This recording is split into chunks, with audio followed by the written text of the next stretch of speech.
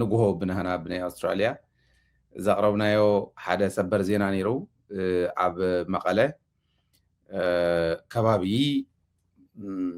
ብዝተወሰነ መልክዑ ውጥረት ዝፈጠረ ሓደ ሚኢት ዝኾኑ ናይ ኣርሚ 31 ኣባላት ናብ መቐለ ከባቢ ከም ዝመፁ ናብ ኣሬድ ከባቢ ከም ዝመፁ ፍቲ ናይ ገባራት መንበሪ ከባቢ ኣብኡ ከባቢ ከም ዝነበሩ እሞ ከይዶም ከዘራርብዎም ዝመከሩ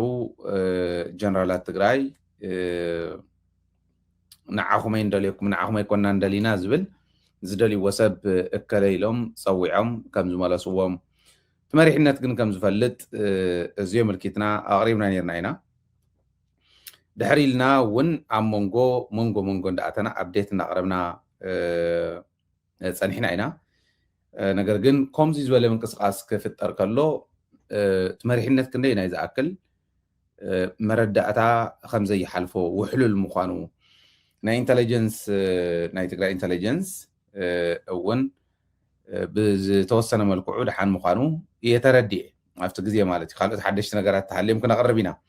ብዋናነት ግን ኣብዝዩ ሓንቲ ነጥቢ ጥራሕ ወሲኸ ኸይድ ብዝኾነ ይኹን መልክዑ ናይ ትግራይ ረብሓ ክነረጋግፅ ኢና ኢልና እንኸይድ ተጋሩ ኣብ ውሽጥና ሃሎ ብደገ ሃሉ ብረት ንሓዝ ቢሮ ንሓዝ ናይ ትግራይ ረብሓ ክረጋገፀሎም ዝኽእለሎም መንገዲ ዋላ ብዙሓት ይኹኑ ብዘየገድስ ንፀላእቲ መንገዲ ከፊቱ ብዝህብ ናብ ሓደጋ ብዘውድቕ መንገዲ ፍጹም ኣብ ዝኾነ ይኹን እዋን ክሕሰብ የብሉን እዚኣ ዓባይ መልእኽተይ እያ ሓደ ግዜ እቲ ናይ ትግራይ ጉዳይ ዘተሓሳሰቦም ናዕቢ ነልዕል ዓመፅ ነልዕል ኢሎም ዝኸዱ ግለሰባት ኣለው ምናልባሽ ከምኡ ስለ ዘተሓሳሰቦም ከምኡ ክብሉ እዮም እንእከለ ኢሎም ከዓ ዓመፅ እናበሉ ዝኸዱ ሰባት እውን ኣለው ኣብ ዝኾነ ይኹን ክፋል ዓለም ኣነ ካብ ዘንበብክዎ ምናልባሽ ዘንበብክዎ እንተሃልየን ኣካፍሉኒ ብንባበይ መሰረት ኣብ ዝኾነ ይኹን ክፋል ዓለም ብናዕቢ ብዓመፅ ተቐይሩ ናብ ሰላም ዝመፀ ዝማዕበለ ሰላሙ ዝሓለወ ልምዓቱ ዝቕፀል ዓዲ የለን ስለዚ ዝኾነ ይኹን ፀገም ክህሉ ከሎ ሳይንሳዊ መፍትሒ ካብ ናዕቢ ወፃእ ዝኾነ መፍትሒ ጥራሕ ኢና ክንእልስ ዘለና ከም ተጋሩ ዝብል ክንሕዝ ኣለና ሕዚታ ጉዳይ ቀዲሞም ከየበላሽውዋ ናይ ማሕበራዊ ሚድያ ኢምፓክት ንሪኦ ስለ ዘለና ኣብ ማሕበራዊ ሚድያ ንባዕሉ ኢሉ ማንም ስኢሉ ናብ ዝኾነን ዘይኮነን መንገዲ ከይወስድ ዘቕረብናይ ነይሩ ሰበር ኢልና ኣቲና ንዓይ ወጋሕታ ለይቲ ነይሩ ሰበር ኢልና ኣቲና ዘቕረብናዮ እሞ እዚኡ ብደንቢ ብኣንክሮ ንገንዘብ ፀላእቲ ከይጥቀሙልና እውን ብደንቢ ብብልሓት ንኽይድ እዩ ነገር ግን ናብ ፀላእቲ ከዓ ኣቢልና ንረኣዮ እንታይ እዮም ዝሰርሑ ዘለው ፀላእትና ኢልና ንርኢ እሞ ኣብዛ ሕዚ እዋን ህዝቢ ትግራይ ክፈልጦ ዝግብኦ ክርድኦ ዝግብኦ ደገ ዘሎ ማሕበረሰብና እውን ክርድኦ ዝግብኦ ናይ ፀላእቲ ግብረእከ ብብዙሕ መንገዲ ይግለፅ ኣሎ ኣብ ልዕሊ ትግራይ ዘኺድዎ ዝነበሩ ጨፍጫፍ ይቕፅልሉ ድሌቶም እውን ዘፍፅምሉ መንገዲ ሕጂ እውን ይኸዱ ኣለዉ ፀላእቲ ከመይ እንተኢልኩም ቁፅሪ ሓደ ባጀትና ዓፅዮም ኣለዉ 2013 ኩናት ክጅመር ከሎ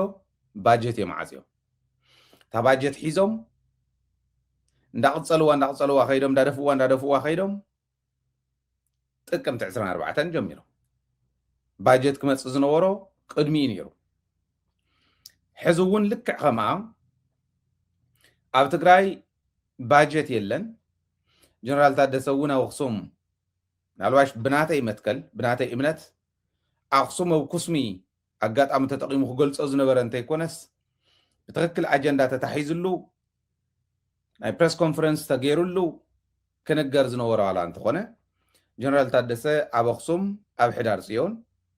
ባጀትና እስካዕ ሕዚ ከም ዘይተለቐቐ መንግስቲ ሰራሕተኛ ደሞዝ ከም ዘይተኸፈሎም ኣብ ትግራይ ብጣዕሚ ብዙሕ ሽግር ተፈጢሩ ከም ዘሎ ነዳዲ ንምእታው እውን ከልኪሎም ከም ዘለዉ ነጊሩና እዚአን ቅድሚ እታ ኩናት 2013 ዝግበር ዝነበረ ከም ምዃኑ ብደንብ ክትግንዘቡ ኢለ ሓደ ካልኣይ 2013 ዝገበርዎ እንታይ ሰልፊ ይግበር ስለ ዝነበረ ንሕና ሰላም ኢና እንደሊ ሕገ መንግስቲ ይከበር ዝበሃሉ ሰልፍታት ይግበሩ ስለ ዝነበሩ ካብ 2012 ጀሚሩ እስካዕ ጥቅምት 24 ንሕና ሰላም ኢና እንደሊ ይበሃል ስለ ዝነበረ ሰልፍታት ክንገብር ከለና ኩናት ንኩናት እዮም ዝዳለው ዘለው እንዳወሉ ንሶም ከዓ ፕሮፓጋንዳኦም ይሰርሑ ስለ ዝነበሩ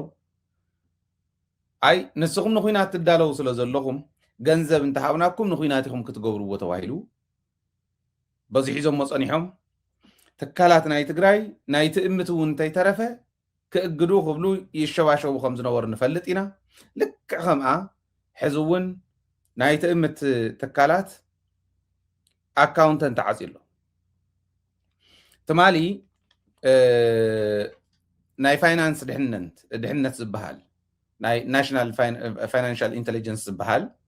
ናይ ኢትዮጵያ ናይ ፋይናንሻል ኢንተሊጀንስ ናይ ትእምት ትካላት አካውንት ዓፂዎ ኣሎ እዚ ክገብር ከሎ እንታይ ይገብር ከም ዘሎ እንታይ ይሓስብ ከም ዘሎ ንምንታይ ይዳሎ ከም ዘሎ ዘይርድኦ ፖለቲከኛ እንተሃልዩ ዘይርድኦ ኢሊት እንተሃልዩ ሞ ንሳቶም ብዝሃውን አጀንዳ እንዳቀለድና ንኸይድ እንተኮይና ናይ ማሕበራዊ ሚድያ ነጠፍቲ እውን ስለ ዘሰለፉልና ናይ ባዕልና ስለ ዘሰለፉልና እቶም ናይ ባዕልና ናይ ማሕበራዊ ሚድያ ነጠፍቲ ገሊኦም ካብ ትግራይ ወፃእ ዘለው ብድላዮም ብናይ ባዕሎም ዕላዊ አካውንት እውን ኣብ ትግራይ ውሽጢ ዘለው ሕዚ እተን ኖርማል አካውንቶም ቁርብትላን አለስልስ ኣቢሎም ፌክ አካውንት እንዳኸፈቱ ይኸዱ ከም ዘለው እቲ ናይ አይቲ ክፍሊ ዝበሃል ናይ ትግራይ ኣብዚ ሃለወ ይሃሉ ዘይግድስ በፂሕዎም እዩ መን ዝኸፈተ አካውንት እንታይ ዝብል ብደንብ ተበፂሕዎም እዩ ብኡ ከይትሽወዱ ፌክ አካውንት ከፊትኩም ብፌክ አካውንት እውን ትሰርሑ ዘለኹም 180 ገለን በፂሖም ተባሂሎም ብቀዳማይ ተገሊፆም ነይሮም ሕዚ 500 በፂሑ ኣሎ እዚ ማለት ከምዚ ክኾኑ እዮም ከምዚ ክገብሩ እዮም ዝብል ናይ ማሕበራዊ ሚድያ ላይክን ሸርን ንመርከብ ትገብርሉ ከክንዲ ግዛዕ ትኾኑ ሰባት ግደፍዎ ትግራይና ነድሕን ህዝብና ነድሕን ስለዚ አንቱም ተኸፊልኩም 500 ምዃኖም ቶም ተኸፈሎም ፈሊጥና ኣለና ሕዚ ብዝምልከቶ ኣካል ተኸፊልኩም ዓዲ ንምፍራስ ትኸዱ ዘለኹም ተትገድፍዎ ይሓይሽ ባህሊ ኣነ ጌጋ እትገብርዎ ዘለኹም ስለዚ እዚ ገይሮም ይኸዱ ኣለዉ ትካላት ናይ ትእምት ዓፂዮም አካውንተን ዓፂዮሞን ኣለዉ እንታይ እዮም ዝገብሩና ዘለው ንምንታይ እዮም ዝዳለው ዘለው ሰራዊት የስልጥኑ ኣፅዋሪ ገዝኡ አካውንት ናይ ዓፁ ባጀት ናይ ክልክሉ ነንባዕልና ይፈላልዩና እንታይ ይገብሩና ኣለዉ እሞ እንታይ ንግበር ዝብል ለባም ጥራሕ እዩ ዝርድኦ ሕዚ ተረዲእና እንቃለስ ዓድና ነድሕን ህዝብና ነድሕን ዓድና ምሰድሓና ህዝብና ምሰድሓና ከምቲ ማለ ይኾንን ባንዳ ዘየኣታ ትግራይ ተገይራ ከም ትህነፅ ኣይትጠራጠሩ እሞ ፀላእ ይዳሎ እዩ ዘሎ ዝኾነት ክፍተት ይፅበ ዘሎ ክፍተት ማለት ናህና ስንፍና ማለት እምበር ሕዚ እውን ክፍተት የብሉን ማለት ኣይኮነን አይ ክመልሱነ ይኽእሉን ክወቕዑነ ይኽእሉን ዝብል ውሳነ ዝውስነሉ ምክንያት እዩ ዝደሊ ታፅምዶ ብዝኾነ ይኹን መንገዲ ሸተት እንተኢላ ንኤርትራ እውን ንትግራይ እውን ከጠፍእ ክመፅእ እዩ ታፅምዶ ዓባይ ትርጉም ዘለዋ ምዃና ሕዚ ዘይርድኦ ትግራዋይ እንተሃልዩ እንታይ ኢና ምኽንብሎ ዋላ ሰብ ሃፍቲ ሕዚ ናይ ሰብ ሃፍቲ ትግራይ ናይ ትግራይ ሰብ ሃፍቲ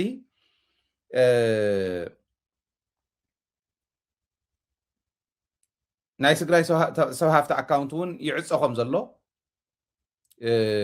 ቀስ ብቀስ እንዳልመስዎም ከም ዝመፁ ንፈልጥ ኢና ገንዘብ ክፈሉ ተባሂሎም 178 ሰባት ከ2 ሚልዮን ከም ዝኸፈሉ ንፈልጥ ኢና እዚ የቃሊዕና ኢና ቅድሚ ሕዚ የቃሊዕና ኢና ደደቢት ሚድያ ኣብቲ ናይ ጻድቃንን ናይ ብስራተ ማረን ናይ ስልክ ወግዒ ክነቃልዕ ከለና ሽዑ ባዕሉ ዝበሎ ጻድቃን ኢና ቃሊዕና ንሕና ኣይኮንና ባዕሉ ዝበሎ ኣብዚ ኣርኢናኩም ኢና ስሚዕናኩም ኢና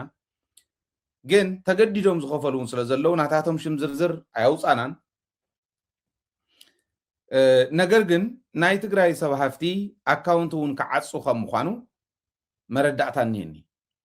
አካውንት ክዓፂ ናይ ትግራይ ሰብ ሃፍቲ ናይ ትእምት ጥራሕ ኣይኮነን ናይ ትግራይ ባጀት ምክልካል ጥራሕ ኣይኮነን ናይ ሰብ ሃፍቲ ኣካውንት እውን ክዓፂ ብጣዕሚ ዝሕዝነኒ ሓደ ነገር ክነግረኩም ብርግፅ እዚ ዝገብሮ ዘሎ ንምንታይ ከም ምዃኑ ይርዳእኩም እዩ ኢለ እንታይ እዩ ዝገብር ዘሎ ንምንታይ እዩ ዝዳሎ ዘሎ ፀላእ ዝብል ነቲ ህዝብና ይርድኦ እዩ ኢለ ኣሚነ እየ ከም ዝገብር ዘሎ ምክንያቱ ናይቲ ማለት ታሪክና እዩ 2013 ዝገብሮ ዝነበረ ይደግመሎ ማለት ናይቲ ማለት ታሪክና ስለ ዝኾነ ኩልና ክርዳእና እዩ ካሽ የለን ኣብ ትግራይ ገንዘብ ኣለዎም ቶም ወረዳታት ሕዚ ካሽ ግን የብሎምን ካሽ ፍሎው ከይህሉ ኣብ ትግራይ ሊኩዊድ ዝበሃል ማኒ ከይህሉ ኣብ ትግራይ እዩ ዝዓርር ዘሎ ፀላይ እዚአን ይዓርየ ዶ ልክዕ ከምኡ ገይሩ ዓርዩ ኣይተዓረየን ኣብ ትግራይ ኣሎ ይተረፍ ምስ ተባሃለ እውን ቅርሺ ቀይሩ ባጤራ ቀይሩ ከም ትፈልጥዎ ንምንታይ እዩ ከምዚ ዝገብር ዘሎ እንተኢልኩም ኣብ ትግራይ የልምሳዶ ኢኮኖሚክሊ ሎጂስቲክስ ዘይብሉ ሓይሊ ይረክብ ሞ ድሕሪኡ መፅኡ ይደቁስ እዩ ንሕና እንታይ ክንገብር ኣለና ሕዚ ሰብ ሃፍቲ እውን ሕሰቡሉ ንብረት ሕዚ ምሻጥ ካልእ ምባል ገለ ይኮነን ብዘንቅሕ መንገዲ እንተይኮነ ብመንገድኩም ጌርኩም ኢንቨስትመንት ተኮይና እውን ኣብ ትግራይኩም ወይ እንተዘይኮይኑ እውን ምናልባሽ ክትገብርዎ ዝግባኣኩም እንታይ ከም ዝኾኑ ክትፈልጡ ኢኹም ምናልባሽ ኣነ ማሕለኻ ከቕምጠልኩም ኣይደልን ሰብ ሃፍቲ እየ ዝብል ዘሎ ትካላትና ይወርዎን ኣለው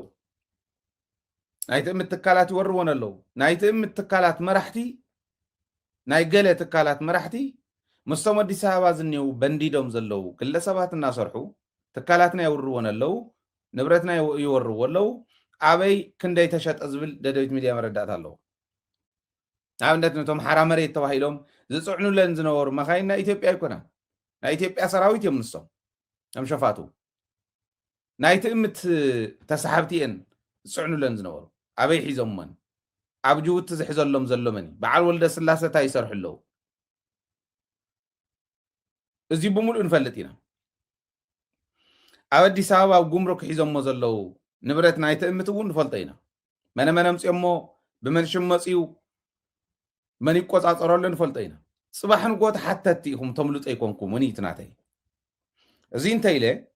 እንታይ ዳኢና ሞ እንታይ እንተጌርና እዩ ካብዚ ክንወፅእ ንኽእል ኩናት እያ ትመፅእ ዘላ ዕድል ዝኾነ ኣጋጣሚ ይፅበ ዘሎ ብርግፅ እታ ፅምዶ እስካዕ ዘላ ንኤርትራ እውን ኣይደፍራን ንትግራይ እውን ኣይደፍራን እታ ፅምዶ ናብ ኣገው ናብ ቅማንት ናብ ኣምሓራ ናብ ዓፋር ከመይ ጌራ እያ ትመፅእ ዝብል እውን ከምፃልኩም እየ ካብ ኩሉ ንላዕሊ ቅድሚያ ክንሰርሖ ዘለና ግን ኣነ ዝመስለኒ መንግስትና ንመልስ ወይ እቲ ግዜያዊ ምሕዳር እውን ብትክክል በቃ ዚአን ስለ ዝኾና እስካዕ እዚኣ መዓልተ ዘይተፈቲሐን ዝብል መግለፂ የውፅእ እዚዩ ሓደ ስቴፕ እዩ ንቅድሚት ሰራዊትና ተጠናኺሩ ብርግፅ ደሞዞ ይተዋሃወን ደሞዞ ይኮነ እንተን ናይ ፖኬት ማኒ ዝበሃላ 4,000 ክልተ ወርሒ ሙሉእ ይተዋሃቦ እዚአን ደን ዕግርግር ኣቢለን እቲ ንመቐለ መፅኡ ኣብ ጥቃ መቐለ ከቢቡ እኒሄ ንብሎ ዘለና 100 ዝኾኑ ናይ ኣርሚ 31 ኣይኮነን ዕሪና ክንፈልጦ ኢና ኣይተዋሃብኩን ኢሉ ግን ካብ ድፉዕ ይወፀን ሰራዊትና ዓዲ እዩ ዝሕሉ ዘሎ ነዚ ከምኡ ኢሉ ክንደይ ናይ ዝኣክል ይቕፅል ዝብል ሕቶ ምልክት ስለ ዝኾነ ዓድና ክነውሕስ ናይ ግድን እዩ ህዝታይ ንግበር መማረፅታት ነቕምጥ ኤቢሲዲ ከመይ ዝበሉ ባጤራ እንታይ ኢና ክንጥቀም ንሕና ማለት ከምኡ ገይሩ ብሎክ እንተገይርዎ ኣብ ኢትዮጵያ የለናን እዚኣ ይፍለጥዋ ኢትዮጵያውያን ነዳዲ ይኣቱን ዘሎ ባጀትና ተታሒዙ ኣሎ ትካላትና ተወሪረን ኣለዋ ሰብ ሃፍቲ ትግራይ ከካብ ዝኸድዎ ምእራይ ተጀሚሩ ኣሎ ኣካውንት ናይ ኩሎም ክዕፀ ይሕዚ ፍሪዝ ገብሩ እዮም እዚታት ንሳቶም ልቢ ይግበሩ ሞ ዝኾነ ነገር ይግበሩ ነገር ግን ንሕና ከም ትግራይ እንታይ ዓይነት ባጤራ እያ ክትጥቀም እንድሕር እቲ ዝኸይድ ዝኒሄ እንተቐፂሉ እሞ ዓድናን ህዝብናን ከጠፍእ እንተመፅዩ እንታይ ንግበር ንሕና መንግስትና ንመልስ ኢለ ንዓውጅ ካው ዲክሌር ንግበር ንሕና ዲፋክቶ ጥራሕ ኣይኮነን ዲፋክቶ ኢና ገለ ኢና ዝብል ፈዘዘዝ ኣይኮነን ድሕሪ ሕዚ እንዳበልዓትና ዝመፀትን ሕዚ እውን ትበልዓና ዘላን ዓዲ ክተመሓየሽ እንተዘይክኢላ ናብ ልባ ክትምለስ ክዓ ዘይከኣለት ህዝብና ክነድሕን ሃገርና ኣውጅና ኣለና ተባሂሉ ይተኣወጅ ባህል እያ زيانة مقبار جن بيت مخرس لزدلي كابتحتن العلي ناي هزبي عقمي موبيلايز مقبار سلزدلي وداوتات تتناخيرهم بيت مخرنا مليسنا منقستنا مليسنا برقص زحاشة سبنت منقست مرح زغل سبن تعليون كيرنا ناي قد تمزنور مالتي يكون منقست ملس كله نسي زغنا ناي هزب مرجع سلو زغنا ناي هزب حريا سلو زغنا نقر جن زحاشة نتمخته كومزي زبالة إخوانا النازل انتي لناون نسو انتي ترفا بدفرت كيرنا نتقوم اللبات إرا A B C D لنا قميتنا نخدلو نوصلو نعطلو A B C D لنا قميتنا اتن مسكبابي نازلو محبرة سب نقبرن صمدو نتلو مساقو كمان تمحرا ونحويسو عفار ونحويسو نا إرترا العلاي كم زلو خوينو سودان مسزيوم نا يقدن عطنا خيرنا نخدلوون مسرح نقبر نزيز مرحون نقمت معراب تقراي تلو بهصوص كتحاز قللو عبدو بتقراي زلو كم يجركم يخم أو ختترفوه كم يجركم يخم كتوصوه نتم مليتري طبيبان نقدفلهم أبسمين معراب زلو خادمي رقص أنيا خوين نقرأ انت تنكيسون تقراي أو عفار زني حيلي سراويت عفار أقوقمه أو أقو زلو حيلي سراويت أقو سراويت كمانت نايم حرافان نوون تيترفه برقص توسنا فلالا اللوم ناي أقو حيلن فانون ناي كمان حيلن فانون زياتهم بدن بمقلاي ناب حدا مسيخات ناي تقراين إيرتران صمدو أتنا خير كانت تتخيلو ريجينال صمدو خن موصينا صنحنا ريجينال ألاينس نوبل خن موصينا صنحنا إزيوم أتنا خير كاي خوون زخيل مالت نقر قد نحنا أو صمدو خن أتنا خيرنا مسديوم إلكا خفا يكون بات إيران تعاصو الناخي نبرتنا أنت تتحازاخي سراويتنا كاوشتي أب عرس مركوسات أمامنا كنقورز قبعنا أنت إيتواهيلو قملو تلوتنا دياسبورا ودابتات ماني مرحيو كميجر كاي مرح تواهيلو بدن بودابتات ناتنا خيرنا كنكركر كلل الناس ولمنتلن سلازي اتكاش زي مهلاو مستوسنا غزي صقم ولا انتمص باطيرا مغيار دايركشن كا مغيار عدلايو ناوي قص زبل محساب كدليه سو هافتون كم زول كونا يوعلكم مصانه توصلوا منغست ونتاي يغبرت منغستنا انت مليسنا يو انتاي يغبر ولا تناي تغزياو محدار اكلت منغست خوين يخيد صقم يول كلا سلطاني حز كلا سلطانه يحز يكون انت نفيعو ود وردون نت منغست اندا مرحه مغربيت تمليسو بيت مغرنا يملس ود ورد ولا اندا مرحه منغست خدخلي زياو محدار ناول كيخت كتخلي خا منم صقم يول اسكع مرص انخي او صقم يل مرددا زدلي عوش تنبر دغ زلو نعو شفات اتو نعو خالي اتو يكونن تعاتيوم نتحتاتنت اتو حق انت زي تخبيرو امنوني لوط يله حق مخبار يتوانا مالتي هذه سراويتنا انت يغبر ميدياتاتنا انت يغبرا دياسبورا انت يغبر زبل كله ناي بعلو مسرح وصيلو تنابيبنا نهلونا غداي لكعتا شمونت ورح مجمريا زنبرت لكم قصروا هذه جنا بقانو انت يمصخنا ترفون تخوينا ازين انت غيرنا سلازغونه عاوزيو زلنا كله انفست نغبر بحالي